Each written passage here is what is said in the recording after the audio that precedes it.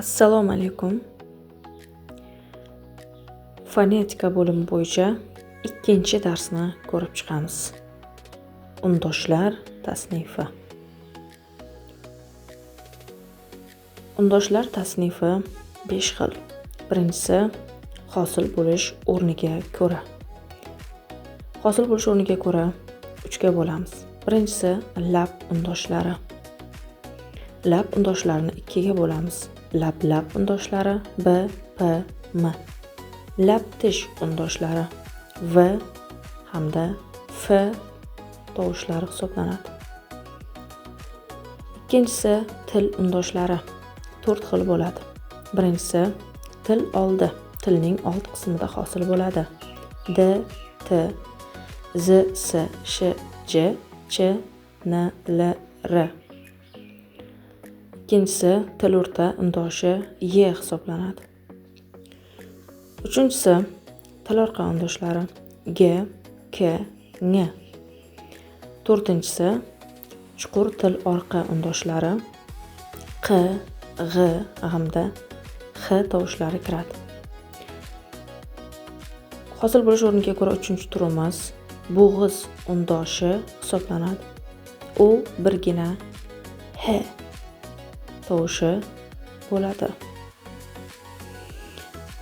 Undoshlar tasnifi. Ikkinchisi hosil bo'lish usuliga ko'ra tasnif. 3 turga bo'lib olamiz. Birinchisi portlovchilar. Ikkinchisi sirg'aluvchilar. Uchinchisi qorishiq undoshi hisoblanadi. Portlovchilar BP, DT, GK, JQ, M, N, Ng. Biz bularni xalqona tilda bojamning etiga qopdik degan jumla bilan o'rganamiz. Bu yerdagi faqat undoshlar hisoblanadi. Sirg'aluvchilarni ko'rishimiz mumkin. Shayx ahli vafosizlarga tarkibidagi undoshlar hisoblanadi. Qorishiq avval portlab keyin sirg'alganligi uchun Ch tovushi hisoblanadi. Undoshlar tasnifining 3-chisi ovoz va shovqinning ishtirokiga ko'ra. Ovoz va shovqinning ishtirokiga ko'ra 2 ga bo'lib olamiz. Birinchisi jaranglilar, ikkinchisi jarangsizlar. Jaranglilarni ko'rishimiz mumkin. Ularni yod olayotganimizda juft-juft qilib yodlash osonroq hisoblanadi. Ya'ni B jarangli, P jarangsiz, D jarangli, T jarangsiz, G jarangli, K jarangsiz, J jarangli, Sh jarangsiz, Z jarangli, S jarangsiz, V jarangli, F jarangsiz, G jarangli, H jarangsiz, J jarangli, Ch jarangsiz.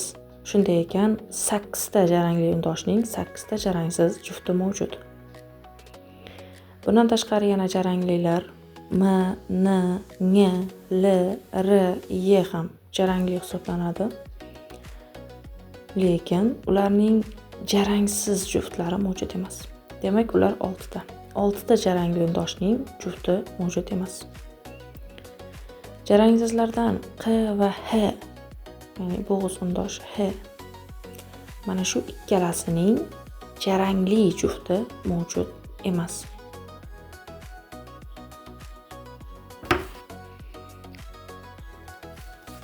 Keyingi tasnif.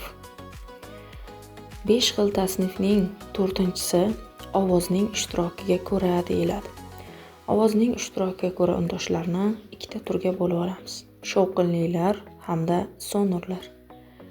Sonorlar bu ovozdorlar degani 5 ta tovush, ya'ni M, N, Ng, L, R kiradi. Qolgan 19 tasi esa shovqinli hisoblanadi. Sonor, ya'ni ovozdorlarning M, N, Ng tovushlari burun tovushlari hisoblanadi.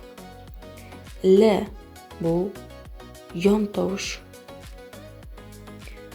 R esa titroq tovush hisoblanadi. Keyingi tasnifimiz oxirgisi 5-tasnif bu tarkibiga ko'ra. Undoshlarni tarkibiga ko'ra 2 ga bo'lamiz. Sof undoshlar hamda qorishiq undosh.